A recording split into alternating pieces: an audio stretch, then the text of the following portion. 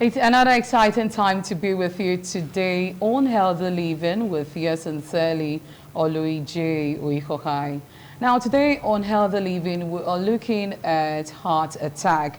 We're looking at the risks and recovery. To do that with us is the person of Dr. Akinwumi Ojo. He is the consultant cardiologist, UBTH. Good afternoon. Good afternoon. Okay, now quickly, heart attacks are a leading cause of death globally, accounting for about 85% of death from cardiovascular disease, that is CVD. Now, global prevalence has said in 2019, an estimated 17.9 million people died from CVDs, with 85% of those deaths due to heart attacks and stroke. Now, in 2021, CVDs accounted for 20.5 million deaths, which was almost a third of all deaths globally. Now, cardiovascular disease, which is CVDs, are the leading cause of death globally, accounting for an estimated 17.9 million deaths each year. Numbers of deaths are also responsible for an estimated number of 17.9 million deaths annually. So we are seeing that heart attacks, looking at the symptoms, the risks and recovery, it's something that we all need to listen to and learn today on Healthy Living. Now let's go straight to Dr. Akinwumi Ojo. First off, what is heart attack? Thank you very much. I'm happy to be here to talk about heart issues, and that's what we do, cardiologists. So we'll talk about heart attack. We are talking about is a layman term, general term that we usually use outside. Okay. But with us at cardiologists, another name for that is what we call myocardial infarction. And explaining that, it means that a sudden occlusion in the blood vessels that carry blood to the heart. Okay. So the heart itself pumps blood throughout the body. But this heart itself will also have to be nourished by blood supply. That it's only, we have to know there are some vessels from the heart that supply itself. So when these vessels are blocked acutely, it then means that the area, part of the heart that is supplied by this particular vessel will not get nutrients. They won't get oxygen, they won't get nutrients, and so that part will die off after some minutes. Okay. So that process of dying is called infarction. So that's what we call myocardial infarction, and that's what we popularly call heart attack. Okay. Yeah. Now you're talking about block. Now what causes this blockage? All right, thank you very much. Generally, these pipes, these blood vessels, arteries, we have arteries, we have veins. So the one I'm talking about particularly is the arteries. They are supposed to be patent. They are supposed to normal flow, have a free flow of blood, you know. But with time, from our food that we eat, from our cholesterol, from everything, clots tends to build up in these vessels. So if this clot builds up with time, there is actually a mechanism in the body that actually causes breakdown of this clot. So there should be a balance between this clot formation and the demolition of this clot. But sometimes the rate of progression of this clot supersede that of the destruction. So that there is now continuous increase in the level of this clot. And you have a lumen and you have clot forming gradually after some time. If care is not taken, this vessel can be blocked acutely. So that what causes most of the time the blockage in these vessels. Okay. All right. Now, someone might be asking a question: can fatty liver lead to heart attack? All right. Thank you very much. When we talk about fatty liver, we talked about fat deposition in the liver. So this fat that is deposited in the liver is coming from the blood. Okay. So when the blood level of fats are high, they get deposited in many organs in the body, including the liver. The liver is just one of the organs that the fat was deposited at that point in time. Okay. But generally, having very high level of fat in the body can actually cause build-up of this cholesterol plaque in these vessels, and that can cause blockage of the vessel. So it's that blockage of the vessel that will cause the heart attack, not the fatty liver. Okay, Yes. okay. All right, now, looking at this condition, now heart attack, some persons, they might not know, or they might be having some signs, and they would not know, okay, these are some signs that they ought to know or could lead to heart attack. So what are the early signs that we should look out for? All right, thank you very much. Before it becomes totally blocked, most of the time there are warning signs. There are warning signs, and most of the time people don't tend to watch out for those warning signs. Or even notice them. Or notice them. So most of the time when you start having pain, chest pain, especially when you exert yourself, maybe you walk some distance, do something, a little chores in the house, you know that you do little chores and you get chest pain. Sometimes you have palpitation, that is awareness of the heartbeat. So these are initial signs that there's something going on, and that's the time to actually come for help and have your investigation done, check your lipids, check your blood pressure and everything. And that will actually save a lot by detecting that at that early part. Okay, now talking about palpitation of the heart, now at what range should it be? Now I know it's up to a practitioner to know the heartbeats per time. Now how should one get, or when should one get scared? There's some children now, when they are sick, when you place your hand on their chest, you get to feel a raise in their heartbeats. So when should one get scared? Right. Like when a child is sick now and has that palpitation of the heart, when should one get scared? All right, thank you very much. We talk about palpitation. Palpitation actually means awareness of the heartbeat. Normally, as we're sitting down and we're talking, our heart is beating. We're not aware. We're not supposed to be aware. Okay. But by the time you will now become honestly aware of your heartbeat, sometimes it skips. Sometimes you hear that it's irregular. That's palpitation. Okay. Then the other thing we also note that normally someone that is not running, that is not running temperature, that is not, you didn't see something frightening, maybe a snake or something, your heart rate should be between 60 and 100. Okay. So if it's higher than 100, that is tachycardia. That's higher heart rate. If it's lower than 60, that's bradycardia. So that one is different. But when you are becoming honestly aware of your heartbeats, that will cause palpitation. Okay, okay. All right, so when we talk about heart attack now, what range do we want things to, you know, get conscious about heart attacks? Okay, so by the time you, as I said earlier, you had a chest pain, maybe you've come to the hospital for this chest pain. Now for children, yes, they always complain about their chest. Mommy, my chest is paining me. Daddy, my chest is paining me. Yes. So do you feel the parents should go to the cardiovascular department to go lay complaint, or just the general ward, the general practitioners? All right. It is not every chest pain that is due to heart attack. Yeah. In fact, maybe it's only by about 5 to 10% of chest pain that are due to cardiovascular causes. Okay. So, but what is more important is for the person to be checked by a physician and necessary investigation conducted, so that we'll be sure that it's not heart or maybe some other thing that is causing this particular chest pain. Okay. Thank you. All right, now let's talk about, we've talked about the signs, the symptoms. What do you feel are the regular checkup that one should go for to certify that, okay, I'm fit, I'm good to go? What are these checkups that one needs to undergo? All right, thank you very much. So either you're having any sign or not, by the time you are adult, especially more than 40 years, supposed to come for what we call a wellness check, where we check your blood pressure, check your cholesterol, check your blood sugar. So because, as we have said, these are risk factors for heart attack. You know, but if they have any issue with it, then of course we'll refer you to a place where you can have all these things controlled, give you your medications and, you know, lifestyle changes and everything. But but for those who now has a chest pain, maybe you have come to the doctor and the doctor have conducted some tests on you and they have told you that there are some things around your ECG or something. Those ones will need a more regular or frequent follow-up with the cardiologist, so that we're able to monitor the progression of these changes in the heart.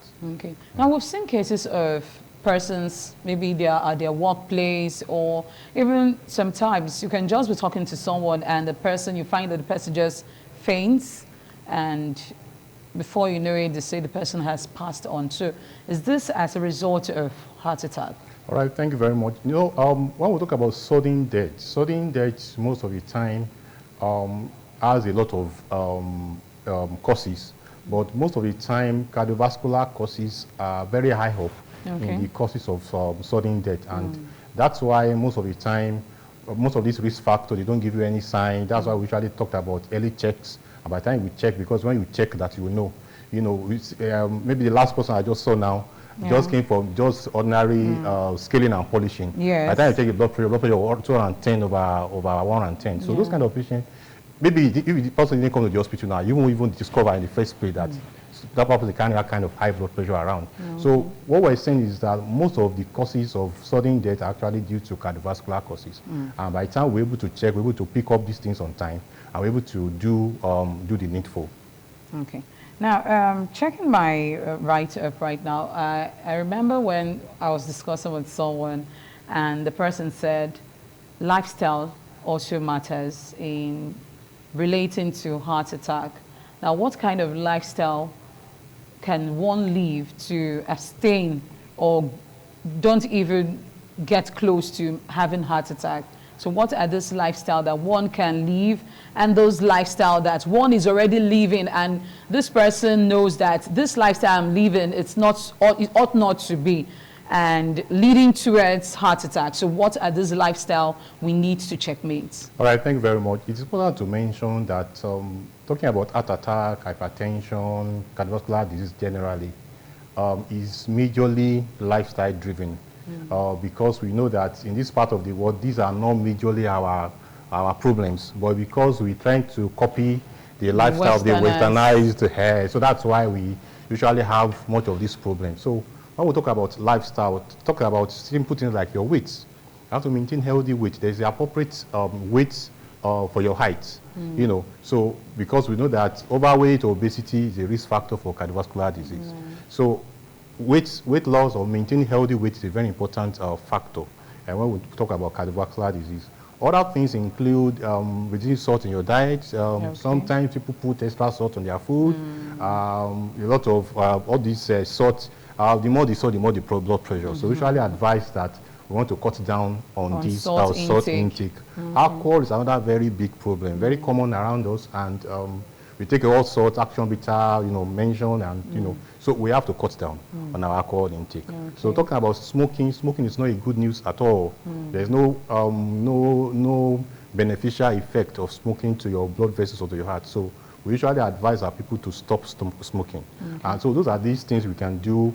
Avoid sedentary lifestyle. Want to do exercise regularly. We usually advise doing at least 30 minutes, at least 5 times a week. Okay, meaning five times a week. Yes, 30 minutes per day. Okay. 5 days a week, 30 minutes per day. That's approximately 150 minutes in a week. Okay, now talking about, sorry for cutting you short, talking about exercise, you find some person saying, oh, I have to jog, or I have to, skip.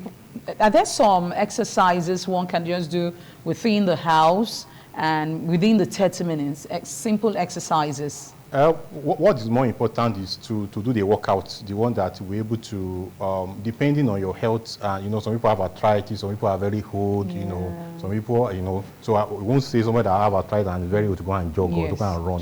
So the one that is very applicable to your age. But people that are young and can jog, we can, so can walk around. Yeah. So depending on your age and depending on your physical activity. So we usually prescribe that you should do exercise. What is more important is to be consistent with it, up to that 30 minutes every day and 5 times a week. Okay. Yes. You find some persons, they maybe in a bit of, they're just talking, and all of a sudden you have this stoppage in the heart. Like the person is telling you, I can't breathe. I don't know the reason why. And you find the person maybe leaning backwards and kind of taking a rest. And thereafter, the person says, okay, I'm fine now. So is that also like a warning sign? It could be. It could be. Those kind of warning symptoms could be because... Like a stroke on the heart, maybe we'll call maybe a sudden occlusion. So some kind of patient should be checked. Even after you feel that you are fine now, you should be checked. You have to run some tests to be sure that everything is fine, because if you are talking and there's nothing wrong with you, there's no reason why you should just stop suddenly. And so those kind of patients should be checked and be sure that there's no other problems. Okay. All right, if you just joined us, this is Healthy Living, and we're talking about heart attacks, yes, risks and also possible solutions to heart attacks. So don't go away, don't touch the dial, we'll be right back. All right, many thanks for rejoining us on Healthy Living, and we're looking at heart attack. And we say big thanks to Dr. Akiwumi Ojo. He is a consultant cardiologist, UBTH. All right, now let's look at prevention. Can heart attack be prevented? Yeah, thank you very much. Yes, it can be prevented. And for conditions like heart attack, we'll talk about prevention is even better than cure. It's better, it's cheaper than cure.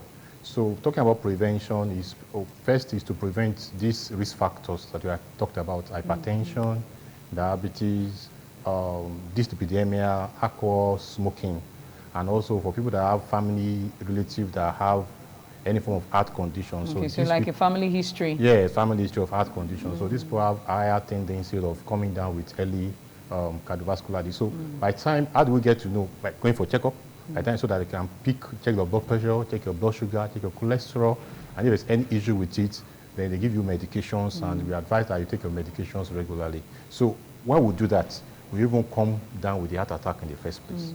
So that's what we call primary prevention. Now, when assuming you're not aware you're hypertensive, you're not aware that you are diabetes, or you're not aware that your lipids are high, there's chest pain. Now, there's chest pain, you cannot sit at home. You have to come on time. Let's have a check on you. By the time we check and we're able to pick up these things on time, there are treatments that we can give so as to be able to checkmate it so that it doesn't progress to something that will now be very fatal. So coming to the hospital on time is very important. Timely presentation is very important, so that taking your medications as prescribed is also very important. Okay. All right, so let's look at first aid. Now, before first aid, you talked about cholesterol. How can one help or manage cholesterol intake? Let's use a day for an example in one's life. Okay. Cholesterol are produced in the body by the liver, and using our food intake. So the more fatty foods we take, the more the cholesterol, especially food that are very high saturated fats, cakes, burgers, turkey, all those things. So they are very high in saturated fat. So because of that, the more of such that we take, the more the cholesterol. So that's why we usually advise. And most of the time, at initial, it won't give you any sign, no symptom, just fine. You're just running around thinking that all is well. So that's why we actually advise that you check. It's only when you check that you can detect. And when you detect and it's high, you really advise that you do lifestyle changes, cutting down on these food, do exercise, and eating early. And eating early, then do exercise, and also continuous checking of this cholesterol, like every 3 months, every 6 months, case may be, so that you monitor the level. So that's how to go about that. Okay. In the case of red meat, now some person says it's preferable to eat white meat than red meat. It helps to reduce the cholesterol intake. I don't know how true that is. Red meat, it's high in fat.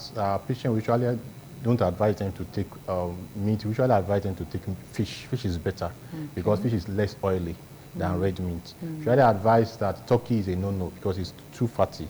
Egg yolk is a no-no. Then we usually advise, if I told you to take chicken at all, you can remove the skin and just take the plain, and not something you take every time. You take fish more than all these animal fats because fish is less oily. Okay. All right, so let's look at first aid.